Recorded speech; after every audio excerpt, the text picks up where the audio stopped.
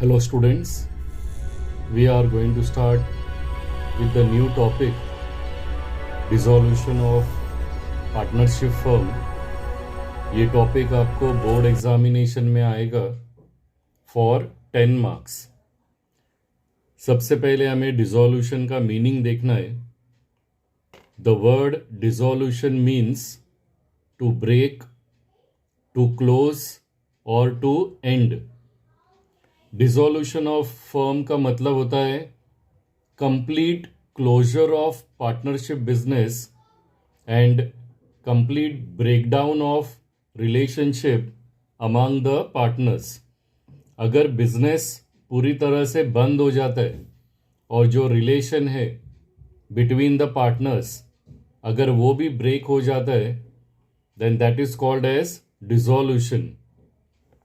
So whenever all the partners relationship comes to an end और पूरा का पूरा अगर बिजनेस क्लोज हो जाता है, it is called as dissolution of partnership firm. जैसे ही फर्म डिसॉल्व हो जाएगा, the partnership firm can not exist any more. That means उन्हें अपना सभी बिजनेस का एक्टिविटीज बंद करना पड़ेगा और वो आगे बिजनेस को कंटिन्यू नहीं कर सकते. नाउ बिजनेस को बंद होने के बाद पार्टनर्स सबसे पहले क्या करते, उन्हें लाइबिलिटीज पे करना है. लाइबिलिटीज दो टाइप का होता है. One is external liability and second is internal liabilities. External liabilities are those which are payable to the outsiders. जैसे बिल्स पेएबल है, क्रेडिटर्स है, बैंक लोन है, बैंक ओवरड्राफ्ट है. ये सभी एक्सटर्नल लाइबिलिटीज को पे करना रहता है. और लाइबिलिटीज को पे करने के लिए पार्टनर्स क्या करेंगे, they will sell all the assets. और एसेट्स को बेचने के बाद जो भी पैसा उन्हें कैश में मिलेगा या उनके बैंक में जो पैसा डिपॉजिट होगा, वो सब पैसा यूटिलाइज किया जाएगा टू पे द एक्सटर्नल डेब्ट्स फर्स्ट. मतलब एक्सटर्नल लाइबिलिटीज जो है वो सबसे पहला उन लोग पे करेंगे. और एक्सटर्नल लाइबिलिटीज पे करने के बाद कुछ रिमेनिंग अमाउंट रहेगा तो वो पार्टनर्स को डिस्ट्रीब्यूट किया जाएगा. Because partners are the person जिन्होंने अमाउंट इन्वेस्ट किया था. That is they had given capital to the business. So business को वो भी पैसा रिटर्न करना है. That is internal liabilities. So सभी एक्सटर्नल लाइबिलिटीज पे करने के बाद अगर रिमेनिंग अमाउंट रहेगा तो वो पार्टनर्स को डिस्ट्रीब्यूट किया जाएगा. Now we have to see the definition of dissolution of partnership firm. This definition is according to section 39 of the partnership act 1932 and the definition is the dissolution of partnership between all the partners of the firm is called the dissolution of the firm. So अगर जो relationship है partners का वो पूरी तरह से खत्म हो जाता है, देन उसे हम बोलते हैं डिसोल्यूशन ऑफ द फर्म. अभी हमें रीजंस देखना है for dissolution of partnership firm. एक रीजन रहता है the firm is dissolved without court order. The first reason is अगर सभी पार्टनर ने मिलकर एग्री किया कि उन्हें फर्म डिसॉल्व करना है, बिजनेस को एंड करना है, then they can dissolve the partnership firm. Second is जिस पीरियड के लिए पार्टनरशिप फर्म फॉर्म किया था, बनाया था, अगर वो टर्म या पीरियड एक्सपायर्ड हो जाता है, खत्म हो जाता है, तो पार्टनरशिप फर्म ऑटोमेटिकली डिसॉल्व हो जाएगा. सपोज अगर पार्टनरशिप फर्म बनाया है फॉर 3 years तो 3 years के बाद, दैट इज वो पीरियड एक्सपायर्ड होने के बाद फर्म ऑटोमेटिकली डिसॉल्व हो जाएगा। थर्ड रीजन है, अगर सभी पार्टनर्स को इंसॉल्वेंट डिक्लेयर किया है, दैट मीन्स अगर वो बैंकरप्ट हो गए, अगर उनका लाइबिलिटीज ज़्यादा है, एसेट्स कम है सभी पार्टनर्स का, तो भी फर्म डिसॉल्व हो जाएगा।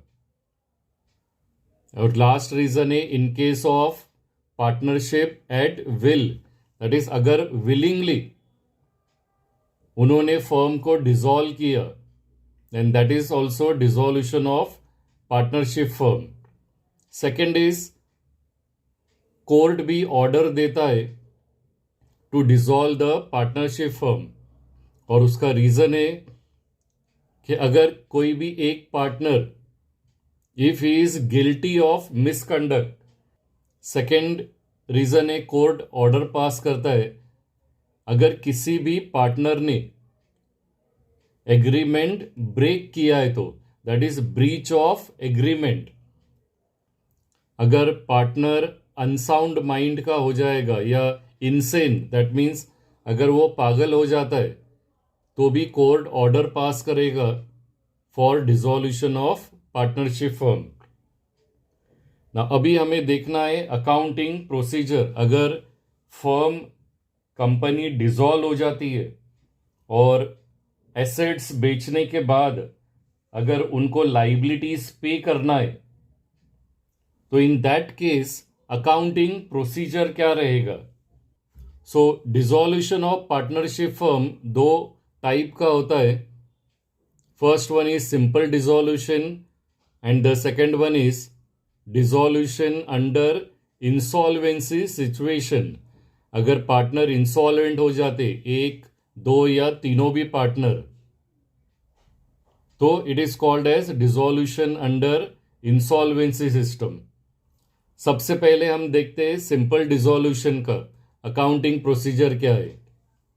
Simple dissolution means when all partners remains solvent and intent to dissolve the firm due to any reason, जो हमने पहले देखा है, तो उसे बोलते हैं सिंपल डिसॉल्यूशन। इसमें कोई पार्टनर इंसॉल्वेंट नहीं होता है। And in simple dissolution we have to prepare first realization account, second हमें प्रिपेयर करना है पार्टनर्स कैपिटल अकाउंट, थर्ड हमें प्रिपेयर करना है partners current account. Partners current account उस वक्त प्रिपेयर किया जाएगा if capital is fixed. Partners current account आपको सभी प्रॉब्लम में नहीं आएगा।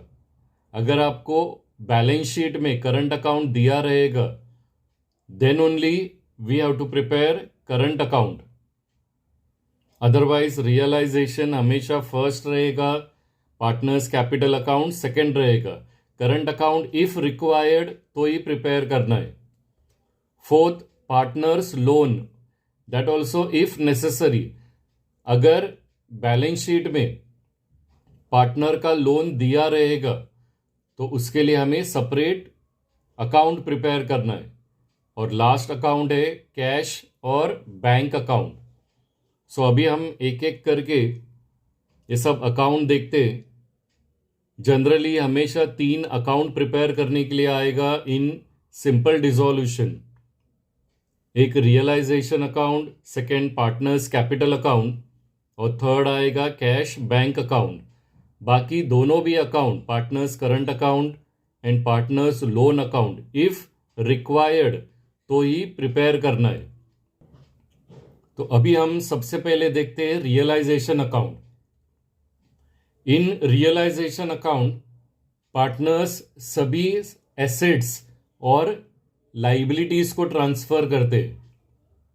All the sundry assets excluding cash या bank and all the external liabilities उसे book value, that is balance sheet value में ट्रांसफर किया जाता है in realisation account. Assets realised जो होते, दैट इज जो एसेट्स सोल्ड किए जाते, that entries are credited in the realization account or liabilities settled are debited. That means adjustment में अगर दिया है कि assets sold किया है, that means realized हुआ है, तो उसे हमें realization account का क्रेडिट साइड में ट्रांसफर करना है. और अगर लाइबिलिटीज पे किया है तो उसे हम डेबिट करते इन रियलाइजेशन अकाउंट. अब ये रियलाइजेशन अकाउंट प्रिपेयर किया जाता है to find out the profit और loss on realisation of assets and after paying the liabilities, कि कितना प्रॉफिट या लॉस हुआ है. तो ये एक नॉमिनल अकाउंट है. रियलाइजेशन अकाउंट का जो डेबिट बैलेंस रहेगा इट इज अ लॉस, और क्रेडिट बैलेंस अगर आता है दैट मीन्स अगर क्रेडिट का टोटल ज़्यादा आएगा रियलाइजेशन अकाउंट का then it is a profit. Dissolution में जो सेकेंड अकाउंट हमें प्रिपेयर करना है that is partners capital account. In partners capital account जो बैलेंस शीट दिया रहेगा क्वेश्चन में, उसमें से हमें पार्टनर्स का कैपिटल ट्रांसफर करना है, और दूसरा हमें अगर प्रॉफिट या लॉस दिया रहेगा या रिजर्व फंड जनरल रिजर्व दिया है उसे हमें ट्रांसफर करना है इन पार्टनर्स कैपिटल अकाउंट. और जो third and last account prepare करना है दैट इज कैश और बैंक अकाउंट. तो कैश या बैंक अकाउंट में हमें कैश या बैंक का ओपनिंग बैलेंस ट्रांसफर करना है. All cash receives are debited. जब भी कैश रिसीव होगा बिजनेस को तो उसे हमें डेबिट करना है. And when ever cash is paid उसे हमें क्रेडिट करना है इन कैश बैंक अकाउंट. और ये सभी एंट्रीज पास करने के बाद डिसॉल्यूशन में लास्ट में कैश और बैंक अकाउंट ये ऑटोमेटिकली टैली होता है. दैट इज उसका दोनों भी साइड का टोटल डेबिट और क्रेडिट साइड का टोटल सेम आएगा. So this was the theory of dissolution of partnership firm. Now we have to see the journal entries of dissolution. जो फर्स्ट जर्नल एंट्री हमें पास करना है that is for transferring assets to realization account. Assets are having a debit balance. So अगर हम assets को transfer कर रहे तो उसका साइड चेंज हो जाएगा. जर्नल में लिखते समय हमें उसे क्रेडिट करना है और रियलाइजेशन अकाउंट हमें डेबिट करना है. तो assets transfer to realisation account का जर्नल एंट्री आएगा realisation account debit to assets account. Account credit लिखते समय हमें सभी एसेट्स का नाम वहाँ पे रिकॉर्ड करना है. 4 एसेट्स दिया है या 5 एसेट्स दिया है, सभी एसेट्स को इंडिविजुअली रिकॉर्ड करना है और उसका टोटल हमें डेबिट में रिकॉर्ड करना है in front of realization account. Second journal entry जो पास करना है that is for transferring external liabilities to realization account. Liabilities are having credit balance. तो जब हम liabilities को ट्रांसफ़र कर रहे तो जर्नल में उसे डेबिट करना है. अगर हम liabilities को डेबिट कर रहे तो हमें रियलाइजेशन अकाउंट क्रेडिट करना है. तो इसका जर्नल एंट्री आएगा liabilities account debit to realisation account. Third journal entry हमें पास करना है for transferring general reserve to partners capital account. Either आपको जनरल रिजर्व दिया रहेगा या रिजर्व फंड दिया रहेगा. जनरल रिजर्व या reserve fund is always given on the liability side. That means they are also having a credit balance on the liability side. So अगर ये credit balance है तो जर्नल में लिखते समय हमें उसे डेबिट करना है. जनरल रिजर्व या reserve fund is called as undistributed profit. तो अभी उसे पार्टनर्स को डिस्ट्रीब्यूट करना है एज पर द रेशियो. सो हमें जनरल रिजर्व अकाउंट डेबिट करना है because general reserve is having a credit balance. तो हमें उसे ट्रांसफर करते समय जर्नल में डेबिट करना पड़ेगा. तो जर्नल एंट्री आएगा general reserve account debit to all partners capital account. Next journal entry जो हमें पास करना है that is for transferring profit and loss given on liability side to partners capital account.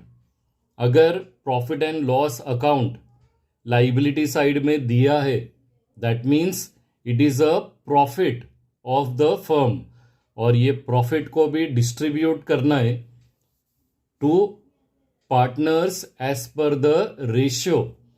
Now since ये profit and loss account liability side में दिया है that means it is having a credit balance. तो journal में लिखते समय हमें profit and loss को डेबिट करना है एंड पार्टनर्स कैपिटल अकाउंट आपको क्रेडिट करना है.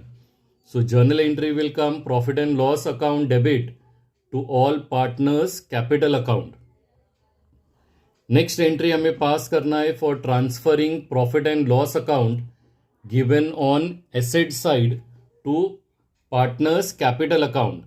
Either profit and loss account आपको लाइबिलिटी में दिया रहेगा या profit and loss account asset side में दिया रहेगा. अगर profit and loss account assets में दिया है that means it is a loss.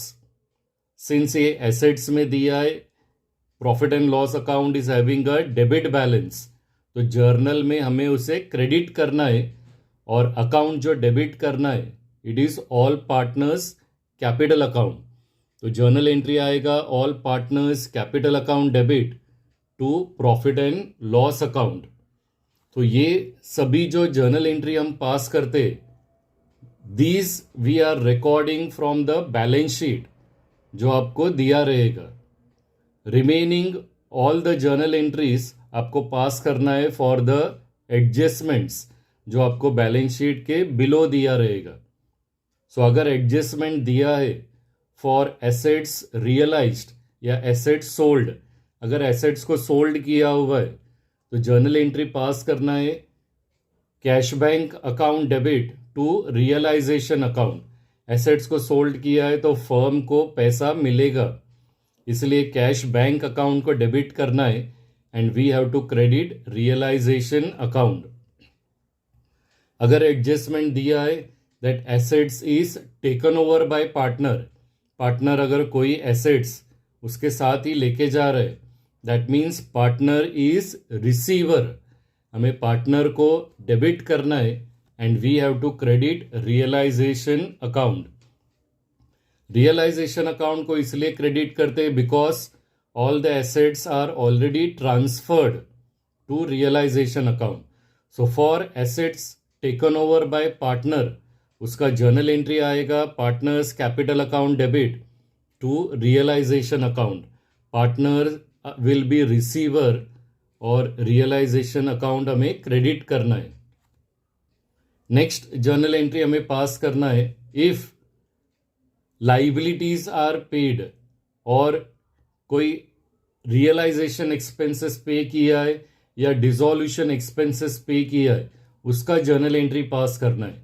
अगर लाइबिलिटीज पे किया है या एक्सपेंसेस पे किया है तो कैश बैंक अकाउंट क्रेडिट करना है और हमें रियलाइजेशन अकाउंट डेबिट करना पड़ेगा. तो journal entry will come realisation account debit to cash bank account.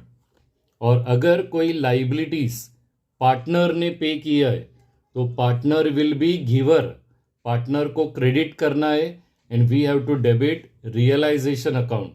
So journal entry will come realisation account debit to partners capital account. Then we have to pass the entry for transfer of profit on realization account. Last में account close करने के बाद जो भी profit आता है realization account का उसका हमें जर्नल एंट्री पास करना है. If there is a profit then profit को हमें क्रेडिट करना है. तो रियलाइजेशन अकाउंट हमें डेबिट करना पड़ेगा। तो इसका जर्नल एंट्री आएगा realisation account debit to all partners capital account. हमें पार्टनर्स को ये प्रॉफिट डिस्ट्रीब्यूट करना है एज पर द रेशियो। और अगर रियलाइजेशन अकाउंट क्लोज करने के बाद if there is a loss on realisation account, then loss को हमें डेबिट करना है। That is we have to debit all partners capital account और रियलाइजेशन अकाउंट क्रेडिट हो जाएगा। So journal entry will come all partners capital account debit to realisation account. Next entry हमें पास करना है for payment to partners towards capital balance due. अगर सभी external liabilities पे करने के बाद अगर कुछ बैलेंस बचा है, then that amount will be paid to the partners.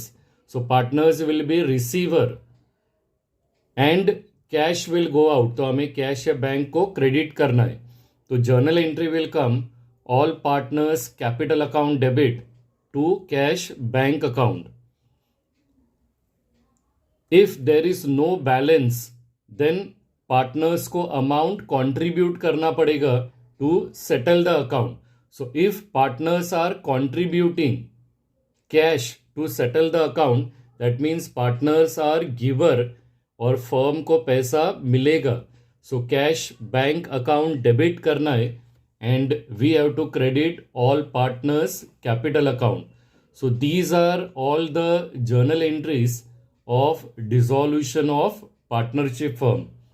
Next part में we are going to see the ledger posting of dissolution of partnership firm in realization account, partners capital account and cash and bank account.